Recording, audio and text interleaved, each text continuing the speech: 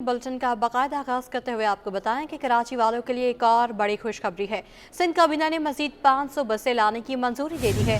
Peoples बस को चलाने वाले इदारे NRTC के प्रोजेक्ट डायरेक्टर का कहना है कि रवां साल कराची में नई बसों की आमद के बाद नए रूट शुरू करेंगे। मजीद बात करेंगे आजिज जमाली से। जी आजिज।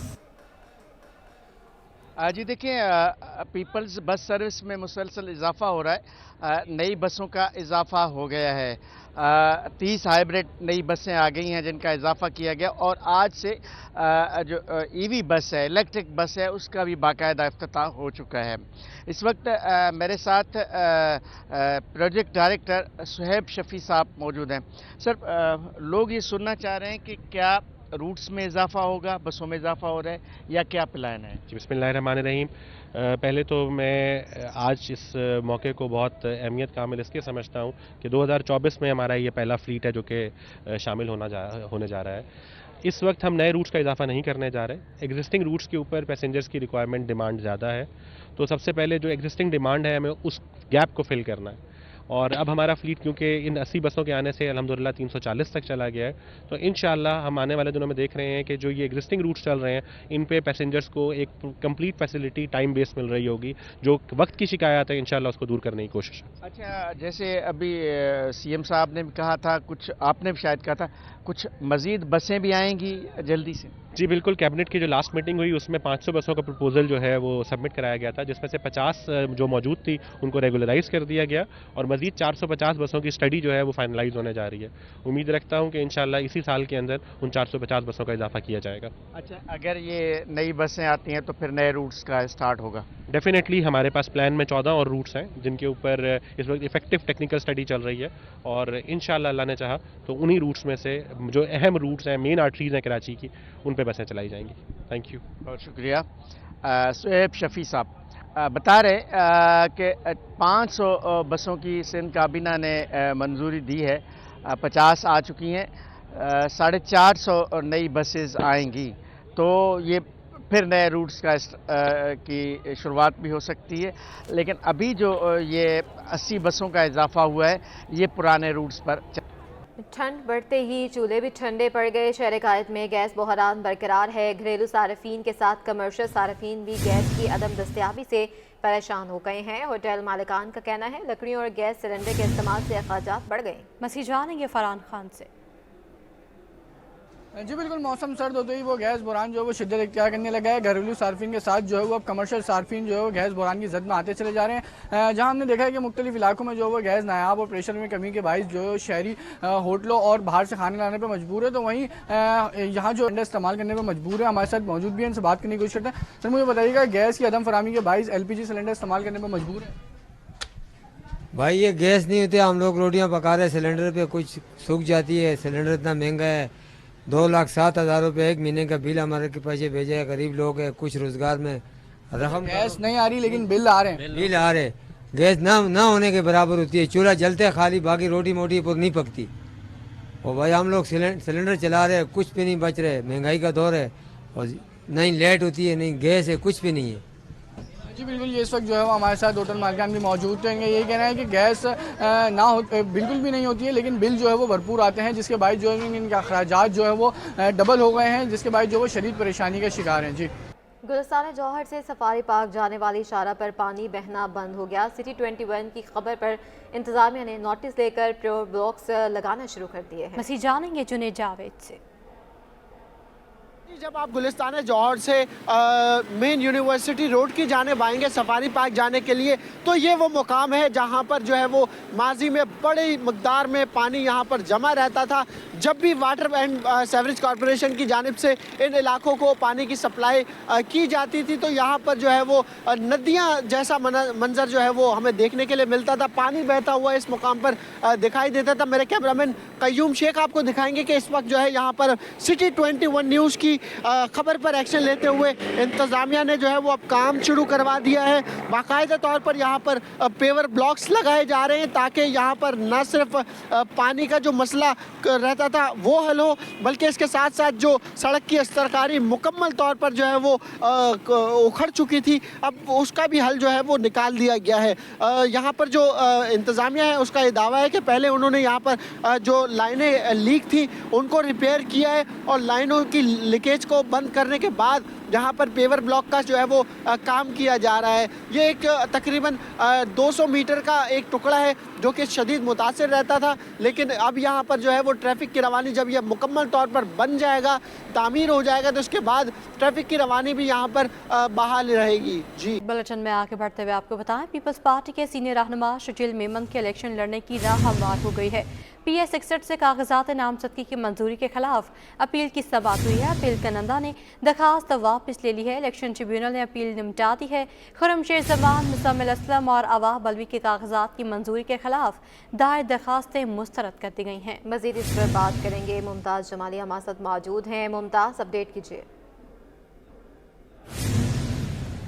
देखिए जी, आम इंतखाबात में रिटर्निंग अफसरान के फैसलों के खिलाफ उम्मीदवारों के और दीगर के एतराज़ात पर समाअत का आज आखिरी रोज़ था। इलेक्शन ट्रिब्यूनल ने मजमूई तौर पर 263 अपीलों पर समाअत की है और अब तक जो हमें मालूमात मिली है 150 के करीब अपीलें जो हैं वो मंजूर हुई हैं। कुछ अपीलें वापस इलेक्शन कमीशन के हवाले की गई हैं, जबकि कुछ अपीलें जो हैं वो मुस्तरद की गई हैं। आज इलेक्शन ट्रिब्यूनल में शर्जील इनाम मेमन के कागजात नामजदगी मंजूरी के खिलाफ अपीलों पर समाअत हुई है। इलेक्शन ट्रिब्यूनल ने ये दरख्वास्तें जो हैं वो निपटा दी हैं, क्योंकि अपील कंदा ने ये जो अपनी अपील थी वो वापस ले ली है। दौरान समाअत इलेक्शन कमीशन हुकाम ने ये मौक़िफ़ अख्तियार किया कि अपील कंदा जो वोटर हैं वो PS 65 से हैं, जबकि शर्जील इनाम मेमन जो हैं वो इंतखाबात PS 61 से लड़ रहे हैं, तो लिहाजा कानूनी तौर पर ये अपील बनती भी नहीं है। साथ ही साथ उनका ये भी कहना था कि उन्होंने पहले अपील RO के सामने नहीं दायर की थी, RO के सामने एतराज़ात भी नहीं उठाए थे, बराह रास्त इलेक्शन ट्रिब्यूनल में वो अपील भी दायर नहीं कर सकता था, लेकिन अपील कुंदा ने अपनी अपील वापस ले ली। इसी तरह इलेक्शन ट्रिब्यूनल के फैसलों के खिलाफ आईनी दरख्वास्तों का सिलसिला भी जारी है, जिसमें PTI के कुछ उम्मीदवार हैं और उनके कागजात नामजदगी मंजूरी के खिलाफ जो है दरख्वास्तों पर समाअत हुई है। लिहाजा अदालत ने PTI रहनुमा खुरमशेर जमान और उसके अलावा दीगर रहनुमाओं के कागजात नामजदगी के खिलाफ मंजूरी के खिलाफ जो दायर दरख्वास्तें थी वो मुस्तरद कर दी हैं। अदालत ने खुरमशेर जमान, अवाब समेत दीगर को इंतखाबात लड़ने की इजाज़त दे दी है। इसी तरह NA 236 से PTI उम्मीदवार आलमगीर खान के कागजात नामजदगी मुस्तरद होने के खिलाफ दरख्वास्त पर समाअत हुई है। अदालत ने आलमगीर खान को इलेक्शन लड़ने की इजाज़त दे दी है, जबकि इलेक्शन कमीशन और रिटर्निंग अफसरान पर अदालत ने बरहमी का इजहार भी आज किया है। आज का आखिरी रोज़ था इन समाअतों पर। इसके बाद 13 तारीख से मखसूस नशस्तों के जो उम्मीदवार हैं उनकी अपीलें यहाँ पर दायर होंगी। उसके बाद ये इलेक्शन ट्रिब्यूनल उनकी अपीलों पर समाअत करेंगे। जी, आगे बढ़ते हैं। शहर कायद में गैस बहरान संगीन होने लगा। मलीर सौदाबाद में 2 साल से गैस नायाब है। इलाका मकीनों का शिकवा है कि लकड़ियों और गैस सिलेंडर के इस्तेमाल से अखराजात मजीद बढ़ गए हैं। मसीह जानेंगे आयमा खान से। जी बिल्कुल, शहर कायद में बुनियादी सहूलियात का फुकदान जो है वो बढ़ने लगा है। इस वक्त हम मौजूद हैं मलीर सऊदाबाद का इलाका है, हल्का 232 से हम आपको रिपोर्ट कर रहे हैं। यहाँ पे जो कुल वोटर की तादाद है वो 5,96,276 है और यहाँ के जो मकीन है वो बुनियादी सहूलियात से जो है वो महरूम है। यहाँ पे जो गैस है वो गुज़िश्ता 2 सालों से नायाब है। गैस की अदम फराहमी के बायस इलाका मकीनों को खासी मुश्किलात का सामना करना पड़ा है। हमारे साथ इलाके की ख़वातीन मौजूद हैं, इनसे मज़ीद तफसीलात लेते हैं।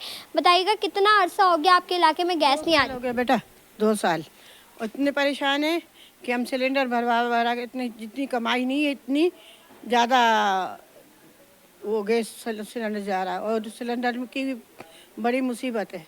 अच्छा आंटी, ये बताइएगा हमें कि आप क्या देख रहे हैं, पहले भी जो है इलेक्शंस हुए, उसके बाद आप लोगों के मसाइल हल हुए और अब भी इलेक्शंस होने वाले हैं, तो आपको क्या लगता है, क्या उम्मीदें वाबस्ते हैं कि आप लोगों के मसाइल हल होंगे?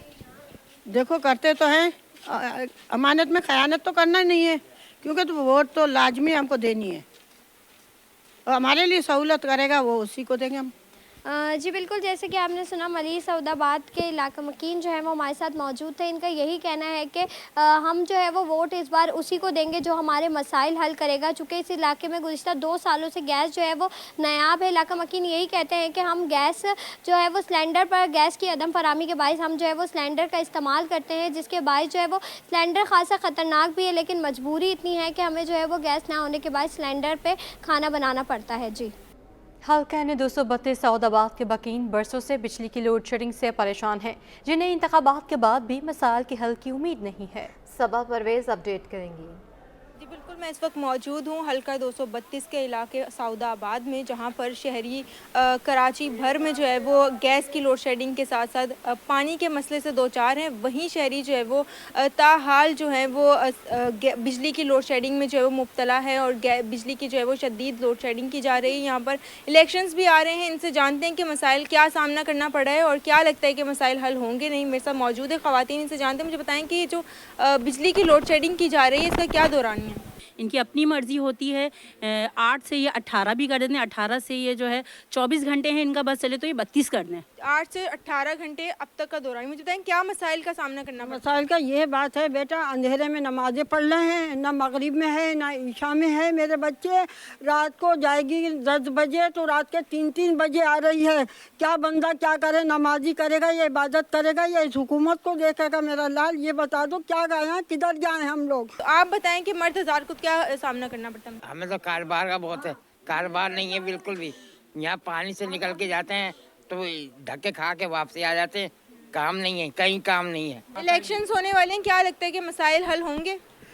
बेटा मसाइल हमारा जो हल करेगा उसी का हम वोट देगा, हमारा मसाइल हल हम वोट नहीं देगा। तो गुज़िश्ता कई बरस से जो है वो यहाँ पर बिजली का मसला हो रहा है और जो है वो कोई पुरसाने हाल नहीं है। शहरियों को जो है वो इस साल भी जो है वो उम्मीदवारों से कोई जो है वो नहीं है कि कोई इनके मसाइल हल करेगा। यही कहना है कि वोटर्स जो है वो वोट लेने तो आ जाते हैं लेकिन मसाइल हल नहीं होते यहाँ पर। जी PS 102 की उस्मानिया महाजर कॉलोनी के मसाइल शहर के दीगर इलाकों से कम नहीं हैं, जहां ना पानी है ना गैस है।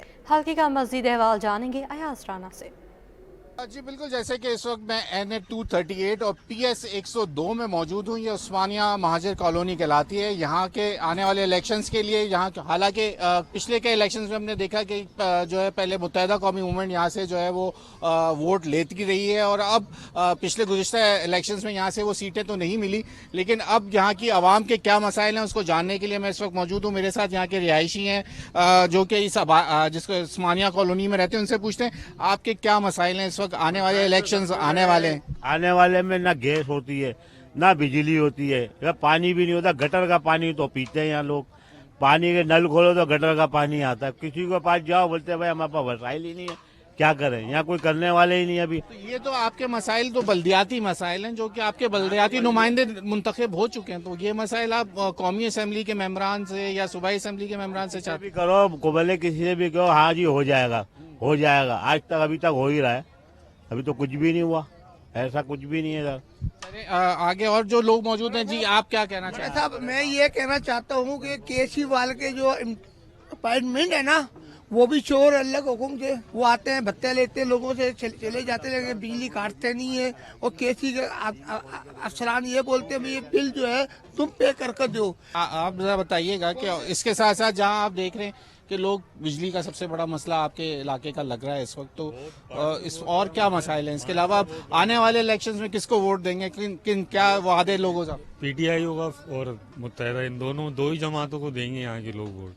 लेकिन कौमी असम्बली में या सूबाई असम्बली में यहाँ पे क्या समझते हैं, किसको वोट देने जा रहे हैं? आपके मसाइल जो सबसे बड़ा मसला मैंने जो लग रहा है वो बिजली का मसला आप लोग। बिजली और पानी दो मसले हैं, गैस भी अब तीसरा मसला बन चुकी है ही नहीं गैस बिल्कुल भी। वो पानी की लाइन यहाँ जब से डली है, जब से टूटी हुई है, वो सारा पानी गटर में जा रहा होता है लेकिन यहाँ घरों में नहीं आ रहा होता। आप चलें कोने पे साफ पानी गटर में जा रहा होता है वो, लेकिन यहाँ घरों में नहीं आ रहा होता वो किसी का। ठीक है, जैसे ये 238 और PS 102 का जो सबसे अहम मसला है वो सबसे ज़्यादा जो यहाँ लोगों ने शिकायत की वो के इलेक्ट्रिक की जानिब से जो लोड शेडिंग है वो एक अहम मसला है। उसके बाद पीने का साफ पानी इस हल्के के लोगों का मसला है और साथ ही अब उनका कहना है कि जहाँ मौसम में सर्द हुआ तो उसके बाद अब गैस भी एक अहम मसला जो है वो इनके लिए बनता चला जा रहा है। जी मोमिनाबाद टाउन का सीवरेज मसाइल के खात्मे के लिए अहम इकदाम। टाउन चेयरमैन मलिक आरिफ अवान ने तमाम यूसिस में कुंडी मैनों को फाल करने के लिए सामान फ्राहम कर दिया है। मज़ीद जानेंगे रिजवान अहमद से। जी बिल्कुल, मौसम सरमा है लेकिन शहर में सेवरेज का निज़ाम बदस्तूर मुतअद्दिद इलाकों में दरम बरम दिखाई देता है। मज़ाफ़ाती इलाकों की अगर बात की जाए तो सूरत हाल काफ़ी गंभीर है। मोमिनाबाद टाउन की इंतज़ामिया भी इस मसले को हल करने के लिए वाटर एंड सेवरेज कॉरपोरेशन से गाए बगाए राब्ते में रहती है, लेकिन मसला है कि हल होने का नाम नहीं ले रहा है। चेयरमैन मोमिनाबाद मलिक आरिफ अवान, उनसे बात करते हैं। बहुत शुक्रिया सर, फरमाइएगा। आज आप देख रहे हैं, जैसे आपने पीछे भी देखा होगा, हम अपने पार्कों में भी काम कर रहे हैं और जैसे आज हम सैनिटेशन का सामान अपने स्पेक्ट्रम में तकसीम कर रहे हैं, तो इंशाल्लाह हम नेक नीयत से काम कर रहे हैं अपने टाउन के लिए। और जहाँ जहाँ हमें मसले मसाइल में, जैसे यूसी के वाइस चेयरमैन और हमारे कौंसलर हजरात ने हमें कंप्लेन की थी कि हमारे पास वहाँ सामान उधार नहीं होते हैं इंस्पेक्टरों के पास, तो आज हमने उसके लिए हमारे एमसी साहब ने कुछ उनके लिए चीज़ें परचेज़ की हैं। जैन अली शाह भी मौजूद हैं जो कि म्यूनसिपल कमिश्नर हैं। जैन साहब, ये फरमाइएगा कि ये आपने जो ट्रॉली वगैरह प्रोवाइड की है, ये तो ऊँट के मुंह में ज़ीरा लगती है। असल मसला हल करना है वाटर एंड सेवरेज कॉरपोरेशन को, तो ये बताइए कि उनको जो है वो फाल करने के हवाले से आपकी एफ़र्ट्स क्या रहेंगी मज़ीद? जी बिस्मिल्लाहिर्रहमानिर्रहीम। मेरे सवाल का जवाब तो आपने खुद ही दे दिया। जिम्मेदारी तो वाटर एंड सेवरेज बोर्ड की है। अब वो नहीं कर पा रहे या नहीं करना चाहते तो ये तो जवाब वही आपको दे सकेंगे, क्योंकि मैं उनका स्पोक पर्सन नहीं हूँ। लेकिन मैं अपने टाउन का आपको बता सकता हूँ, मेरे चेयरमैन साहब के, वाइस चेयरमैन साहब के और जो हमारे यूसीज़ के वाइस चेयरमैन हैं, उनके डायरेक्टली और इनडायरेक्टली यही अहकाम हैं वाज़े तौर पे कि काम करना है, डिलीवर करना है। तो हम कोशिश कर रहे हैं कि हम अपनी यहाँ पे ओन सोर्सेज को रेवेन्यू जनरेट करें। उसके लिए अभी हाल ही में डायरेक्टर एडवर्टाइजमेंट भी पोस्ट होकर आए हैं, डायरेक्टर टैक्सेस भी हैं। हम कोशिश कर रहे हैं, बिल्कुल कोशिशें जारी हैं। मोमिनाबाद टाउन की अगर बात की जाए तो पसमानदा इलाका है, यहाँ पे ज़राए आमदन ना होने के बराबर हैं और सारा इन्हिसार जो है माना शेयर पे किया जाता है। स्पेशल ग्रांट की तवक्का की जा रही है, जो कि मुतालबा किया गया है हुकूमत सिंध से, वो मिले तो आवाम के मसाइल मज़ीद बेहतर अंदाज में हल हों। जी। मेयर कराची बैरिस्टर मुर्तज़ा वहाब का फेयर हॉल का दौरा। मेयर कराची ने चौथे मैरी गोल्ड फेस्टिवल के इंतजामात का जायजा लिया। 3 रोज़ा फेस्टिवल का इनेकाद जुम्मे से होगा, जिसमें नुमाइश के लिए 1 लाख से ज़ायद मुख्तलिफ रंगों के फूल रखे जाएंगे। मसीह जानेंगे शुएब मुख्तार से। जी शुएब। जी बिल्कुल, मेयर कराची बैरिस्टर मुर्तज़ा वहाब ने अब से कुछ देर पहले जो है फेयर हॉल का दौरा किया है। मेयर कराची ने चौथे मैरी गोल्ड फेस्टिवल के इंतजामात का जायजा लिया है। जुम्मे को जो है ये फेस्टिवल 3 रोजा जो है वो शुरू होगा, जिसमें 1 लाख से ज्यादा मुख्तलिफ रंगों के फूल जो है रखे जाएंगे। बैरिस्टर मुर्तज़ा वहाब का तमाम तर मामले पर कहना है कि तवक्का है कि शहरियों की बड़ी तादाद इस फेस्टिवल से लुत्फानंदोज होगी। मैरी गोल्ड मौसम सरमा का फूल है और 2 माह तक रहता है। मैरी गोल्ड फेस्टिवल का इनेकाद बल्दिया उस्मा कराची की रिवायत है। कराची के इंफ्रास्ट्रक्चर के साथ साथ पार्कों को भी बेहतर किया जा रहा है। उनका कहना था कि फेयर हॉल में तमाम फवारे हालत में रखे जाएंगे, जबकि हजारों शहरी हर रोज फेयर हॉल आते हैं और यहाँ की सहूलियात से लुत्फानंदोज होते हैं। फेयर हॉल कराची की पहचान है, इसकी तज़ीन और आराइश का काम भी जारी है। फेयर हॉल कराची के लोगों की पहचान है, जिसकी तज़ीन और आराइश का काम जारी है। शुएब मुख्तार अपडेट कर रहे थे, आपका शुक्रिया। यहाँ आपको बताएं कि नवंबर 22 के मुकाबले नवंबर 23 तक कौमी बचत सर्टिफिकेट्स में सरमायाकारी 8% से ज़ायद कमी रिकॉर्ड की गई है। कौमी बचत स्कीमों में सरमायाकारी 2270 अरब रुपये से घटकर 2008 अरब रुपये रह गई है। मज़ीद आपको बताएं, माहिरीन ने कौमी बचत में सरमायाकारी निकलने की वजह को बुलंद शरह सूद होने की वजह से बैंकिंग सेक्टर को पुरकशिश करार दे दिया। अशरफ खान से मज़ीद जानेंगे। जी अशरफ। यहाँ पे स्टेट बैंक ने डाटा जारी किया है कि कौमी बचत स्कीमों में सरमायाकारी में बड़ी कमी हुई है। 8% से ज़ायद की कमी हुई है नवंबर 2022 के मुकाबले। नवंबर 2023 में देखा जाए, नवंबर 2022 में 2270 अरब रुपए की जो कौमी बचत स्कीम में सरमायाकारी की गई, जो कि घट के जो नवंबर 2023 में 262 अरब रुपए की कमी हुई है, 2008 अरब रुपए रह गई है। जिसमें माहिरीन ने कहा है कि सेविंग सर्टिफिकेट में सरमायाकारी में कमी की बड़ी वजह जो 22% की बुलंद शरह सूद है और बुलंद शरह सूद की वजह से बैंकारी निज़ाम में सरमायाकारी ज़्यादा पुरकशिश नजर आ रही है और बैंकिंग सेक्टर में ज़्यादा मुनाफा मिलने की वजह से सरमायाकारों को बचत रिवायती रास्तों से हटाया जा रहा है। और यहाँ ये बताया कि नवंबर 22 में कौमी बचत स्कीमों में जो सरमाकारी में जो कमी है उसमें देखा जाए डिफेंस सर्विस सर्टिफिकेट में सरमाकारी 447 अरब से घटकर 414 अरब रुपए रह गई है। स्पेशल सेविंग सर्टिफिकेट में सरमाकारी 320 अरब से घटकर 288 अरब रुपए रह गई है, जिसमें बड़ी बुनियादी वजह ये है कि यहाँ से सरमाकारी निकल कर जो कि इसकी फिक्स होती है इन्वेस्टमेंट उसको बैंकिंग सेक्टर में लगाया जा रहा है। जी ठीक है, अशरफ खान अपडेट करते, बहुत शुक्रिया। डॉलर की कदर में कमी के मुस्बत असरात सामने आने लगे। आईफोन्स की कीमत में 50,000 रुपये तक की कमी हो गई है। 2,70,000 का मोबाइल फ़ोन 2,20,000 रुपये पर आ गया है। काविश बेमन से तफसीलात जानते हैं। आप बिल्कुल देखें, आईफोन सार्फिन के लिए अच्छी खबर है। मार्केट में मोबाइल फ़ोन की कीमतों में ज़बरदस्त कमी देखने में आई है। इस वक्त मेरे साथ सरीना मोबाइल मार्केट के जनरल सेक्रेटरी हाजी मुजम्मिल मौजूद हैं, उनसे बात करते हैं। मुजम्मिल भाई, ये बताइएगा कितने कमी हुई है और क्या वजूहत हैं? जी अस्सलाम वालेकुम। इसके अंदर कमी जो फ्लेक्सेशन जो आई है, तकरीबन आप समझ लें कि आईफोन में जो 2,70,000 रुपये का फ़ोन था अभी वो आ रहा है 2,20,000 रुपये, 2,25,000 रुपये, तकरीबन 40 से 45,000 रुपये की इसके अंदर कमी आई है। और पहले ये इंपोर्ट नहीं हो रहे थे फ़ोन, अभी जो है इंटरनेशनली जो है ये कम हुए प्राइस इनकी, और अब जो है इनके प्राइस पाकिस्तान में भी कम हो गए हैं। तकरीबन 40 से 50,000 रुपये का डिफरेंस आया है मोबाइल में। ड्यूटीज़ वगैरह में सख्ती तो नहीं है, लेकिन थोड़ी सी कमी आई है, जिसकी वजह से मोबाइल के अंदर जो है रेटों के अंदर फ्लेक्सेशन आई है। इंपोर्ट तो आसानी है, अब जो है ओवरऑल जो है इंटरनेशनली प्राइस जो है ना कम हुए। पाकिस्तान के अंदर इंपोर्ट बंद थी, लेकिन जो है इसकी वजह से जो है अब होना शुरू हुई है, तो प्राइस जो है कम हो रहे हैं। कारोबार में जो इफेक्ट जो है, कारोबार थोड़ा सा बेहतरी की तरफ है। इंशाल्लाह ताला इलेक्शन होंगे तो उसके बाद और अच्छा रिजल्ट आएगा। बिल्कुल देखें, मोबाइल फ़ोन की कीमतों में 40 से 50,000 रुपये की कमी हुई है। दुकानदारों का कहना है कि इंटरनेशनल मार्केट में मोबाइल फ़ोन की कीमतों में कमी के मुस्बत समरात देखने में आया, और इस वजह से आम सारिफ को भी फ़ायदा पहुँच रहा है। जी